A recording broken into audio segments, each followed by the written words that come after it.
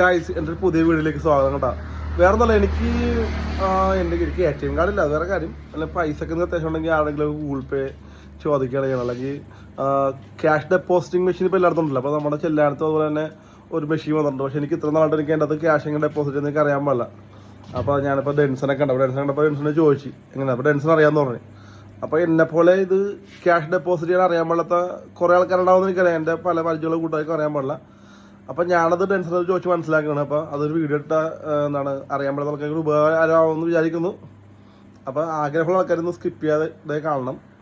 പിന്നെ നിങ്ങൾ അറിയാൻ പാടാത്ത കൂട്ടാറുണ്ടെങ്കിൽ അവർക്ക് അയച്ചു കൊടുത്താൽ മതി. അതിന് ചോദിക്കുമല്ലോ നിങ്ങളോട് ക്യാഷ് ഡെപ്പോസിറ്റ് അറിയാമെന്ന് ചോദിക്കുമല്ലോ. അപ്പോൾ ഈ വീഡിയോ അയച്ചു കൊടുത്താൽ അവർക്ക് ചെയ്യാൻ പറ്റും. അപ്പോൾ എല്ലാവരും വീഡിയോയിലേക്ക് ക്യാഷ് ഡെപ്പോസിറ്റ് കാണിച്ചില്ലേ? ഇതാണ് നമ്മുടെ ATM കാർഡ്.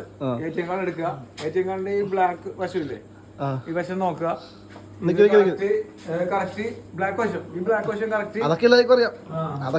അങ്ങനെ വീട്ടിലേ വീഡിയോ വരട്ടെ, വീഡിയോ കാണണ്ടേ. നമ്മുടെ ഇവിടെ ഒരു ഹിറ്റാച്ചി ഇതല്ലേ, ഹിറ്റാച്ചി അല്ലേ, ഹിറ്റാച്ചിയുടെ ഒരു യൂണിറ്റ് ഉണ്ട്.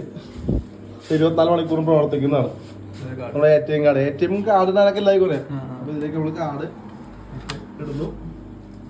ഇട്ട് കഴിയുമ്പോഴത്തേക്ക് ഇങ്ങനെ കാണിക്കണ്ട ആപ്ലിക്കേഷൻ സെലക്ട് ഡൊമസ്റ്റിക് ആണെന്ന് ചോദിക്കണം. ഡൊമസ്റ്റിക് ആണല്ലോ നമ്മുടെ. ഡൊമസ്റ്റിക് സെലക്ട് ചെയ്തു.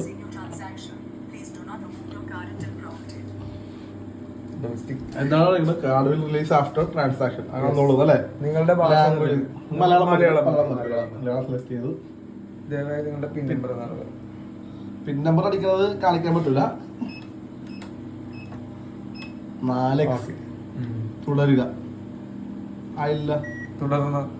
ഓക്കെ, ഇനി ഇതല്ല ഇപ്പുറത്തെ സൈഡ് ക്യാഷ് നിക്ഷേപ ഇടപാട്. നമ്മൾ ക്യാഷ് ഡെപ്പോസിറ്റ് ചെയ്യാൻ വേണ്ടി അത് പ്രസ് ചെയ്യുക. ഒരു പ്രാവശ്യം പ്രസ് ചെയ്തിട്ടുണ്ടെങ്കിൽ പിന്നെ ഒന്നും കൂടി ചെയ്യാലോ, കുഴപ്പമില്ല. നമ്മൾ സ്വന്തം അക്കൗണ്ടിലേക്കാണല്ലോ. സ്വന്തം അക്കൗണ്ടിൽ നിക്ഷേപം അല്ലെങ്കിൽ വേറെ ആൾക്ക് അയച്ചു കൊടുക്കാം. അതാണ് മൂന്നാം കക്ഷി അല്ലേ? അതെ അതെ, സ്വന്തം അക്കൗണ്ടിൽ നിക്ഷേപം പ്രസ് ചെയ്യുക. ഓക്കെ, എന്താ പ്രോസസ് ദയവായി കാത്തിരിക്കുക.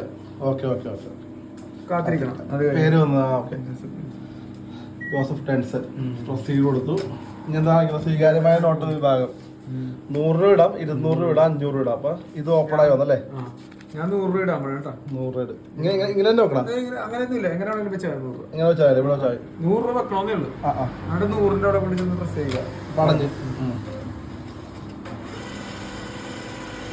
നോട്ടുകൾ മൂല്യനിർണ്ണയം നടത്തിക്കൊണ്ടിരിക്കുകയാണ്. അത് കഴിയാനകത്ത് ഒരു മെസ്സേജ് ഇപ്പൊ ഇവിടെ കാണിക്കും.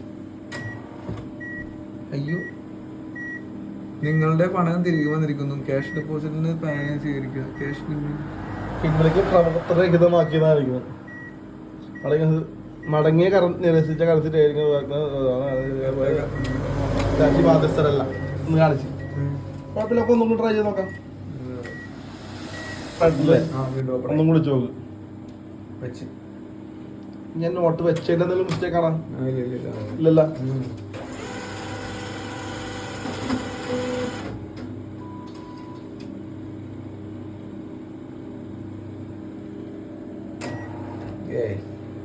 ഇത് കള്ളോട്ടാണ്. അത് വേറെ നോട്ട് വെച്ച് നോക്കാം.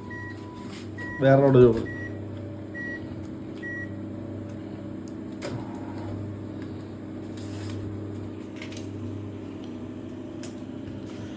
നോട്ട് വെക്കണതിൽ എന്തെങ്കിലും ഇതുണ്ടാവും ചിലപ്പോ.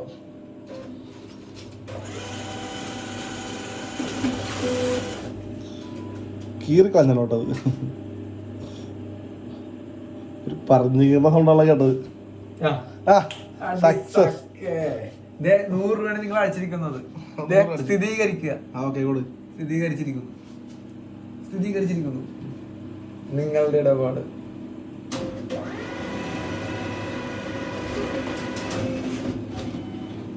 ഇതുപോലെ വന്ന കാശ് ഇപ്പൊ നഷ്ടപ്പെടുന്ന ആൾക്കാരുടെ പേടി. നീ ഇതിനു മുമ്പ് ചെയ്തിട്ടുള്ളതല്ലേ? പിന്നെ തീർച്ചയായിട്ടും ഒരുപാട് കാശ് ഇട്ടിട്ടുള്ളത്. ഇപ്പൊ എനിക്ക് മെസ്സേജ് വരും ഫോണിൽ. മെസ്സേജ് വന്നല്ലേ ഫോണില്? കേട്ടാ, ഡിയർ കസ്റ്റമർ, നിങ്ങളുടെ അക്കൗണ്ടിലേക്ക് 60 രൂപ കയറിയിട്ടുണ്ട്. ഒരു സർവീസ് ചാർജ് അവര് പിടിച്ചിട്ടുണ്ട്. 60 രൂപ കയറിയിട്ടുണ്ടല്ലേ? 30 രൂപ സർവീസ് ചാർജ് പിടിച്ചിട്ടുണ്ട്. 40 രൂപ. അതിപ്പോ 5000 രൂപ വരെ ഇടാം നമുക്ക്. ഈ 60 രൂപക്ക് 40 രൂപക്ക് കാർഡ് തിരിച്ചു കിട്ടി. കാർഡ് തിരിച്ചു എന്റെ അക്കൗണ്ടില് 94 രൂപയുണ്ട്. നീ ഭയങ്കര പണക്കാരനുള്ള. ഇത്രയുള്ള വളരെ സിമ്പിൾ ആയിട്ടുള്ള കാര്യമാണ്. നമ്മൾ ആരോടും ഗൂഗിൾ പേ ചെയ്യണമെന്നൊന്നും ചോദിക്കണ്ട. 1000 രൂപ 2000 രൂപ 5000 രൂപ വരെ 40 രൂപ സർവീസിൽ പോയിക്കോളൂ അല്ലേ? നമ്മൾ ഈ വീഡിയോ കാണിച്ചപ്പോ നമുക്ക് 40 രൂപ പോയി. അത് കുഴപ്പമില്ല, ഇൻഫർമേഷൻ ആണല്ലോ. അതാണല്ലോ ഏറ്റവും വലുത്. കാരണം നമ്മ ഒരാളുടെ അടുത്ത് ഒരു 1000 രൂപ തരുമോ എന്നൊക്കെ ചോദിക്കുമ്പോ ചിലപ്പോ അയാൾക്ക് ബുദ്ധിമുട്ടാവില്ല, നമുക്ക് അറിയില്ലല്ലോ. അപ്പൊ ഇതാവുമ്പോ നമ്മുടെ 40 രൂപ നമ്മൾ ആരെയും ബുദ്ധിമുട്ടിക്കണമില്ല. വീഡിയോ കണ്ട ആൾക്കാർക്ക് നന്ദി പറഞ്ഞു. അതെ വീഡിയോ കണ്ട എല്ലാവർക്കും. അതെ, അപ്പൊ താങ്ക് യു.